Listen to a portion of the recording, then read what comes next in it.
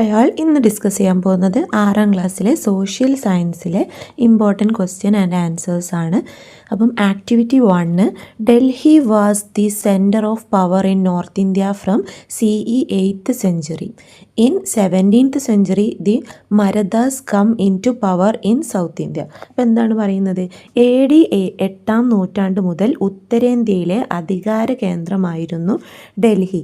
17ാം നൂറ്റാണ്ടിൽ ദക്ഷിണേന്ത്യയിൽ മറാഠർ അധികാരത്തിൽ വന്നു എന്നാണ് പറയുന്നത്. By which name is the period between CE 8th century and the 18th century known in the Indian history? എന്താണ് പറയുന്നത്? ഇന്ത്യൻ ചരിത്രത്തിൽ AD 8ാം നൂറ്റാണ്ടിനും 18ാം നൂറ്റാണ്ടിനും ഇടയിലുള്ള കാലഘട്ടം ഏത് പേരിലാണ് അറിയപ്പെടുന്നത് എന്നാണ് ചോദിക്കുന്നത്. അപ്പോൾ നമുക്കിവിടെ എത്ര ഓപ്ഷൻസ് തന്നിട്ടുണ്ട്? ഇവിടെ നമുക്ക് ഓപ്ഷൻസ് തന്നിട്ടുണ്ട്. പ്രീ ഹിസ്റ്റോറിക് പീരീഡ് എന്ന് പറയുന്നുണ്ട്, അതുപോലെ തന്നെ ഹിസ്റ്റോറിക് പീരീഡ് എന്ന് പറയുന്നുണ്ട്, മെഡീവൽ പീരീഡ് എന്ന് പറയുന്നുണ്ട്, മോഡേൺ പീരീഡ് എന്ന് പറയുന്നുണ്ട്. അപ്പോൾ അതിൻ്റെ ആൻസറായിട്ട് വരുന്നത് ഏതാണ്? മെഡീവൽ പീരീഡ്, അതായത് മധ്യകാലഘട്ടം എന്നാണ് അതിൻ്റെ ആൻസറായിട്ട് വരുന്നത്. മെഡീവൽ പീരീഡാണ് അതിൻ്റെ ആൻസറായിട്ട് വരുന്നത്. അടുത്തതായിട്ട് നമുക്കിവിടെ 2 മാപ്പ് തന്നിട്ടുണ്ട്. എന്നിട്ട് നമ്മളോട് പറയുകയാണ്, observe the picture and prepare a note of comparison on the geographical peculiarities that helped Delhi and Maratha to become the centres of power. അപ്പോൾ എന്താണ് പറയുന്നത്? ഡൽഹിയെയും അതുപോലെ തന്നെ മറാഠയെയും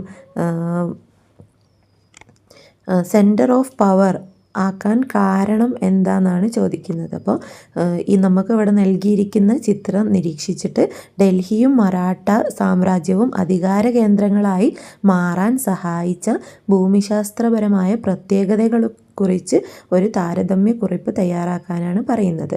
അതായത് ഡൽഹിക്ക് ചുറ്റുമുള്ള യമുന നദി, ആരവല്ലി പർവ്വതനിരകൾ എന്നിവ എങ്ങനെയാണ് അവർക്ക് സഹായകരമായി മാറിയതോ എന്നും മറാഠ മേഖലയിലെ വിന്ധ്യ സത്പുര പർവ്വതനിരകളും കുന്നുകളും അവർക്ക് എങ്ങനെ സംരക്ഷണമൊരുക്കിയെന്നും താരതമ്യം ചെയ്ത് എഴുതാനാണ് പറയുന്നത്. അപ്പോൾ നമുക്ക് അതിൻ്റെ ആൻസർ എങ്ങനെ എഴുതാം?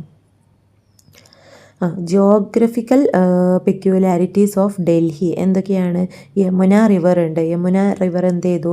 Ensured abundant drinking water and smooth transportation route. Yamuna river ഡൽഹിയിലുള്ളവർക്ക് കുറേ കുടിവെള്ളം നൽകുകയും അതുപോലെ തന്നെ അവർക്ക് അവരുടെ ട്രാൻസ്പോർട്ടേഷൻ റൂട്ട് സ്മൂത്താക്കി കൊടുക്കുകയും ചെയ്തു. അടുത്തത് ആരവല്ലി മൗണ്ടെയിൻ റേഞ്ച് ആണെന്നുണ്ടെങ്കിൽ give a steady supply of rock to build massive defence fort and places while offering protection from the enemy raids. അപ്പോൾ അവരെന്തുണ്ടാക്കി? ഒരു മാസീവായിട്ടുള്ള ഫോർട്ടുകൾ ഉണ്ടാക്കി. ആ ഫോർട്ടുകൾ കാരണം അവിടേക്ക് ശത്രുക്കൾ വരുന്നതിൽ നിന്ന് അവർക്ക് തടയാൻ പറ്റി. അടുത്തത് ഇൻഡോ ഗാംഗറ്റിക് പ്ലെയിൻ ആണെന്നുണ്ടെങ്കിൽ provided fertile soil for extensive farming. അവർക്ക് കൃഷി ചെയ്യാൻ വേണ്ടിയിട്ട് നല്ല വളക്കൂറുള്ള മണ്ണുകൾ കൊടുത്തു. Which brought high agricultural revenue to sustain the vast Empire.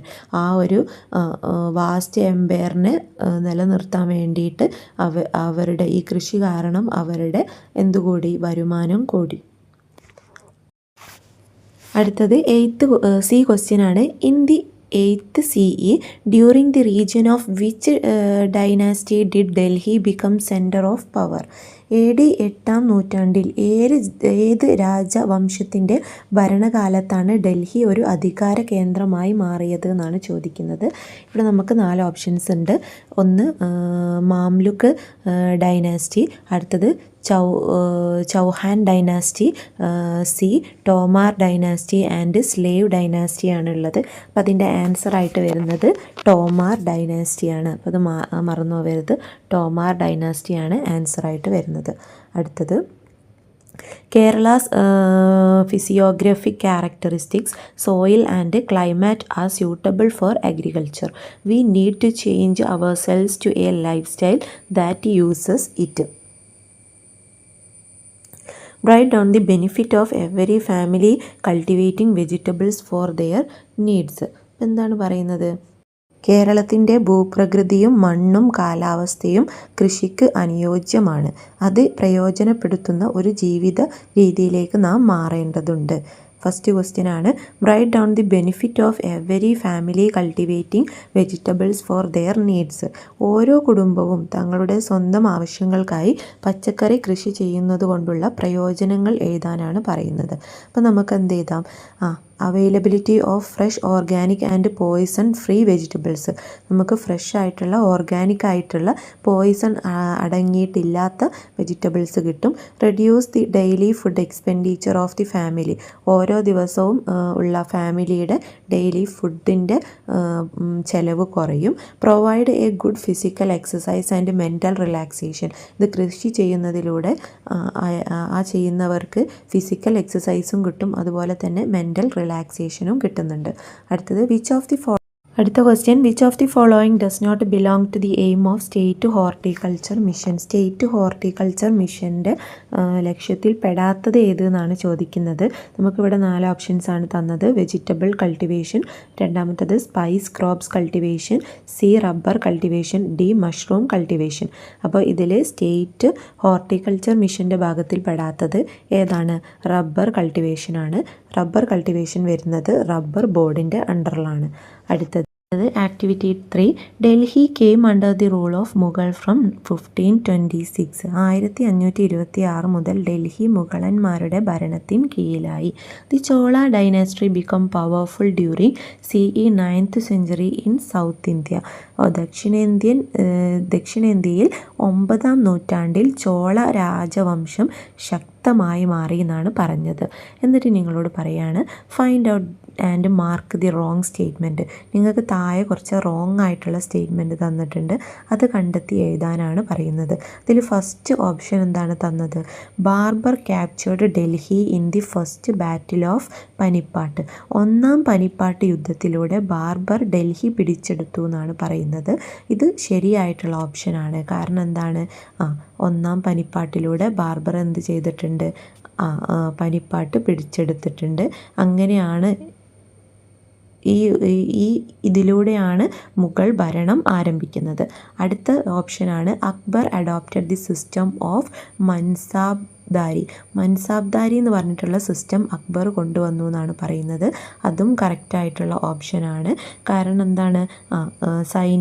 സൈനികർക്കും അതുപോലെ തന്നെ ഉദ്യോഗസ്ഥ മേധാവികൾക്കൊക്കെ പദവികൾ നിശ്ചയിക്കുന്ന രീതിയാണ് മൻസാബ്ദാരി എന്ന് പറയുന്നത്.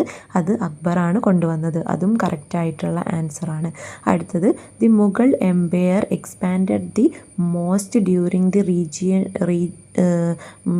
The reign of Akbar. അപ്പം അക്ബർ വന്നതിന് ശേഷമാണ് മുഗൾ എംപയർ വ്യാപിപ്പിച്ചത് എന്നാണ് പറയുന്നത്.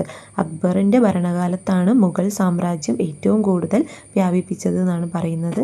അത് തെറ്റായിട്ടുള്ള ഓപ്ഷനാണ്. കാരണം അക്ബറിൻ്റെ കാലത്തല്ല, ഔറംഗസീബിൻ്റെ കാലത്താണ് മുഗൾ സാമ്രാജ്യം കൂടുതലായിട്ട് വ്യാപിപ്പിച്ചത്. അടുത്തത്, the Mughal dynasty declined after Aurangzeb. ഔറംഗസീബിന് ശേഷം മുഗൾ രാജവംശത്തിൻ്റെ തകർച്ച ആരംഭിച്ചു എന്നാണ് പറയുന്നത്. അതും കറക്റ്റായിട്ടുള്ള ഓപ്ഷനാണ്. അപ്പം തെറ്റായിട്ടുള്ള ഓപ്ഷൻ ഏതാണ് വരുന്നത്? സി ഓപ്ഷനാണ് തെറ്റായിട്ട് വരുന്നത്. Observe the picture and write to which countries outside India did the Chola empires spread. നിങ്ങൾക്ക് ഇവിടെ ഭൂപടം തന്നിട്ടുണ്ട്. അത് നിരീക്ഷിച്ചിട്ട് ഇന്ത്യക്ക് പുറത്തുള്ള ഏതെല്ലാം രാജ്യങ്ങളിലേക്കാണ് ചോള സാമ്രാജ്യം വ്യാപിപ്പിച്ചതെന്ന് എഴുതാനാണ് പറയുന്നത്.